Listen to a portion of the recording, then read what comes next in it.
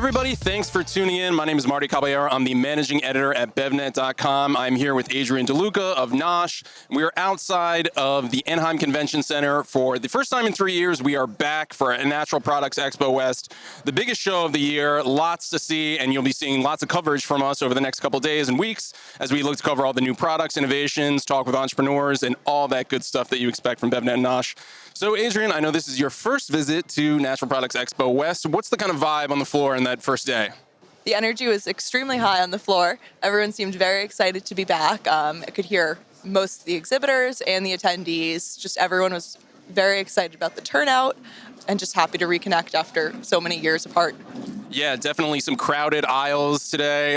Just the tent outside and then the North Hall is open today, but definitely a lot to see. So let's start with you, Adrianne. It sounds like there were some interesting developments in terms of snacks that you saw on the show today. Yeah, so we saw some fermented food brands making their way into snacks, expanding their use occasions.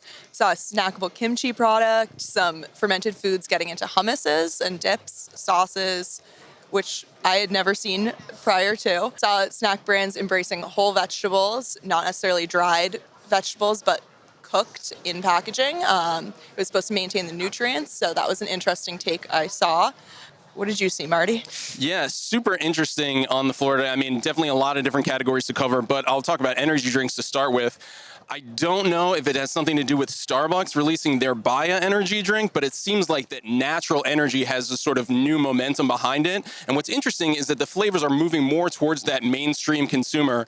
So companies like Riot Energy, Oka, sort of brand new brand called Machu Picchu, sort of introducing products that are more geared towards that standard typical energy drink consumer and really trying to win them over on taste first before adding the different layers of obviously natural ingredients and usually some sustainability, environmental claims as well.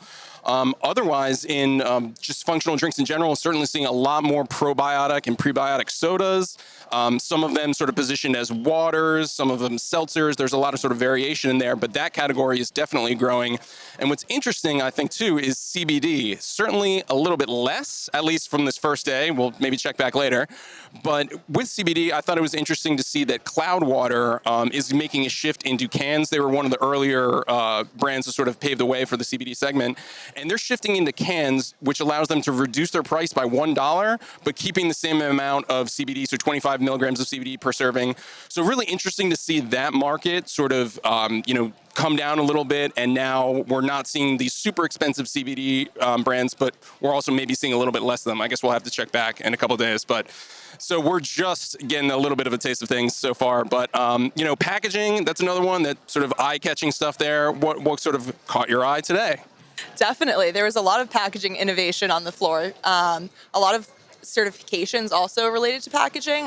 Plastic free was huge, and plastic negative was a new one. But also compostable and biodegradable packaging. A lot of brands switching away from plastic to something that seems almost like plastic. We saw some tea bags and totally compostable packaging. Yeah, I would agree. Sustainability, clearly a major trend in the beverage and food industry for quite some time now. So while maybe not in packaging, I'm definitely seeing more sustainability claims clearly around dairy and traditional dairy. I mean, plant-based has clearly made environmental sustainability one of the hallmarks of its growth. But I think we're starting to see a little bit of a reaction within the dairy industry from brands like Organic Valley, sort of emphasizing more what they're doing on their part, still in traditional dairy, but things like certified humane, 100% grass-fed 365. So those kind of things to sort of add a little bit of a story to what's going on in milk, because one of the only areas that we're seeing growing in fluid milk is some of the more premium products and some of the more enhanced brands. So in any case, a lot more to see. Like I said, we're just scratching the surface of what we expect to be reporting on for the rest of this week. So be sure to tune in to BevNET and NOSH for continuing coverage from Natural Products Expo West 2022 on behalf of the NOSH and BevNET team and Adrianne, of course. My name is Marty, and thanks for tuning in. We'll catch you next time.